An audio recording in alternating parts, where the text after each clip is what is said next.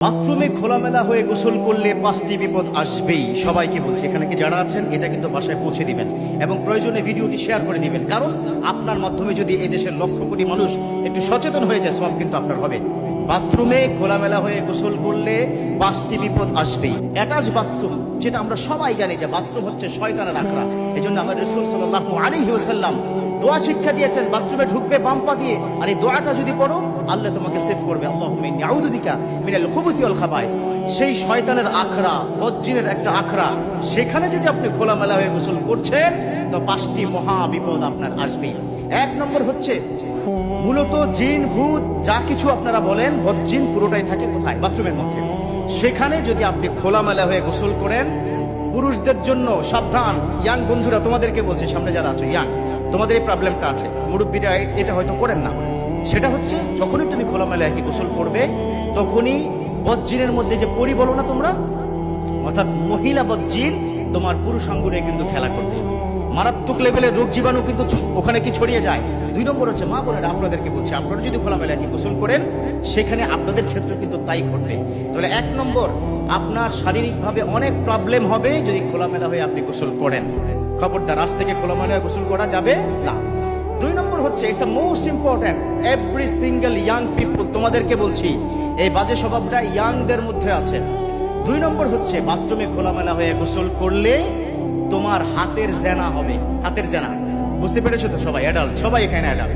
হাতের জেনা হবে। তুমি যখন খোলামেলা হয়ে কি গোসল করবে, তখন তোমার লজ্জাস্থানের দিকে চোখ যাবে, তখন শয়তান এসে ভর করবে, কারণ বাথরুম হচ্ছে শয়তানের জায়গা। ভর করে তোমাকে বাজে চিন্তাধারার মধ্যে ঢুকিয়ে দিবে। ছেলেরা, মেয়েরা, কেউ মাস্টারবেশন, কেউ হ্যান্ডেলিং, এই ধরনের বাজে কাজ অর্থাৎ জেনার কাজে লিপ্ত হয়ে যায়। খবরদার, খোলামেলা গোসল করা বন্ধ করে দাও। অনেকে আমাকে ফোন করে বলে, হুজুর আমার এই বাজে স্বভাবটা হয়ে গেছে, কিভাবে আমি ছেড়ে দেবো? 1 নম্বর ট্রিটমেন্ট, খোলামেলা হয়ে কি বাথরুমে কি গোসল করবা না। যদি সেটা গোসল করো তাহলে বিপদ হবে। গোসল করা ছেড়ে দাও, অনেকাংশে কমে যাবে। তাহলে 2 নম্বর কি, খোলামেলা হয়ে একই গোসল করলে নারী এবং পুরুষ দুজনেরই হাতের সেনা হবে। আজ থেকে বন্ধ করে দাও। 3 নম্বর হচ্ছে, চোখের লজ্জাটা কমে যাবে, লজ্জা কমে যাবে। আমরা সবাই জানি বিশ্বনবীর হাদিস, আল হায়াউ শুহবাতুম মিনাল ঈমান, আশ-শাতরু নিসফুল ঈমান, যে মানুষের লজ্জা এটা হচ্ছে ঈমানের অঙ্গ। সতর ঢাকা এটা ঈমানের অর্ধেক। অর্থাৎ তুমি যখন খোলামেলা হয়ে গোসল করবে, তখন তোমার লজ্জা কমে যাবে। আর যার মধ্যে লজ্জা নাই, তার মধ্যে যে কোনো পাপ হতে পারে। ঠিক আছে, লজ্জা কিন্তু চলে যাবে, এটা মাথায় রাখতে হবে। 4 নম্বর, ইটস মোস্ট ইম্পর্টেন্ট, এটা হচ্ছে অনেক মুহাদ্দিস, অনেক মুস্তাহিদগণ তারা কি বলেছে, যদি খোলামেলা গোসল করা হয়, লজ্জাস্থানের দিকে যখন চোখটা যাবে, তখন ধীরে ধীরে তার মেধা শূন্যতা বাড়বে, অর্থাৎ মেধা শক্তি কমে যাবে। অনেক সময় অনেকে এসে বলে, হুজুর আমার ছেলের মেধা শক্তি ভালো না।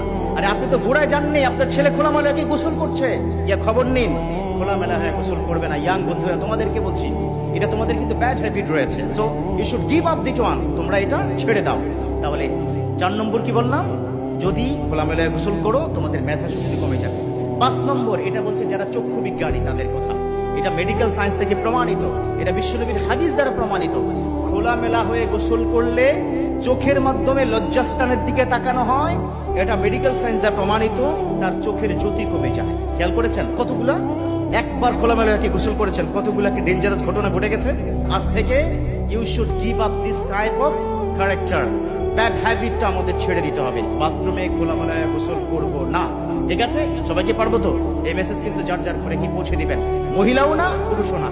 বাথরুমে খোলামেলা হয়ে গোসল করব না, এটাই চূড়ান্ত। আল্লাহ পাক আমাদের বুঝার এবং মানার তৌফিক দান করুন, আমিন।